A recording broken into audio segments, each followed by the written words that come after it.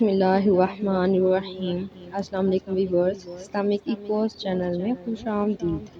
حضرت حوا علیہ السلام کی پیدائش اور جنت میں رہنے کا حکم۔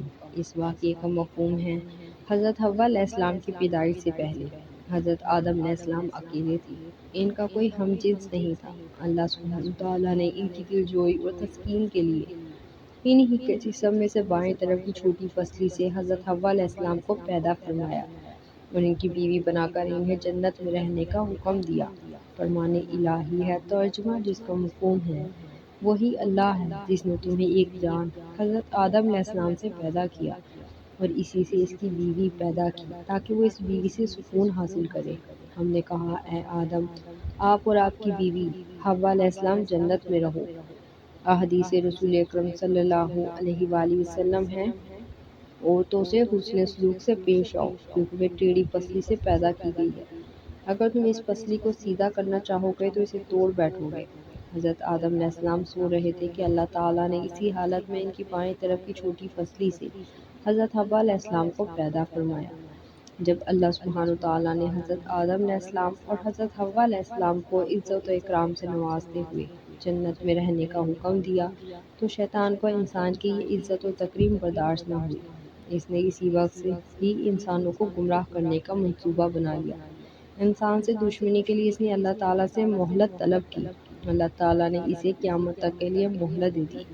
فرمان الہی ہے ترجمہ جس کا مفہوم ہے، اس شیطان نے کہا، اے اللہ، چونکہ آپ نے مجھے گمراہ کر دیا ہے، اس لیے میں ان انسانوں کو گمراہ کرنے کے لیے آپ کی سیدھی راہ پر گھات لگا کر ضرور بیٹھوں گا۔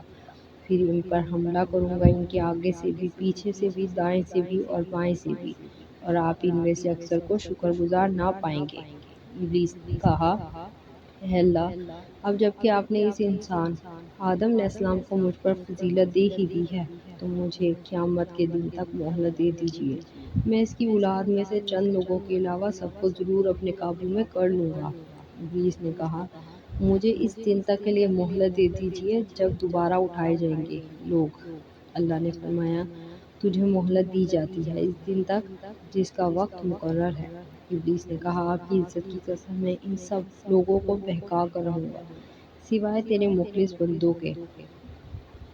اللہ تعالیٰ نے ابلیس کو قیامت تک کے لیے مہلت دینے کے بعد بنی نوح انسان کو ابلیس کی دشمنی سے آگاہ فرما دیا اور یہ وضاحت کر دی کہ تمہارا سب سے بڑا دشمن شیطان ہے، اس سے بچنے کی ہر ممکن کوشش کرو۔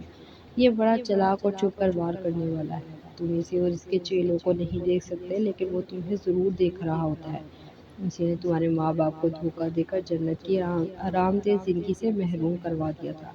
فرمان الہی ہے ترجمہ جس کا مفہوم ہے، اللہ تعالیٰ نے فرمایا، اے ابلیس، جا، ان آدم علیہ السلام کی اولاد میں سے جو بھی تیری پیروی کریں گے تم سب کی سزا جہنم ہی ہے جو پورا پورا بدلہ ہے، اور ان اولاد آدم میں سے تو جسے بھی اپنی آواز سے گمراہ کر سکتا ہے کر لے۔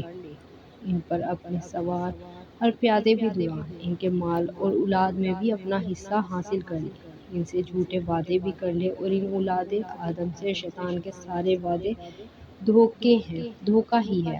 اللہ نے فرمایا، بے شک میرے مخلص بندوں پر تیرا کوئی زور نہیں چلے گا اور تمہارا رب ان مخلص بندوں کی تسکین کے لیے کافی ہے۔ اور یاد کرو جب ہم نے فرشتوں سے کہا کہ آدم علیہ السلام کو سجدہ کرو تو ابلیس کے علاوہ سب نے سجدہ کیا۔ وہ ابلیس شیطان جنات میں سے تھا۔ اس ابلیس نے اپنے پروردگار کے حکم کی نافرمانی کی تو اے انسانوں، کیا تم بھی اسے اور اس کی اولاد کو میرے سوا دوست بناتے ہو؟ حالانکہ وہ تمہارا دشمن ہے۔ آگاہ رہو، ایسے ظالموں کے لیے بہت ہی برا بدلہ ہے۔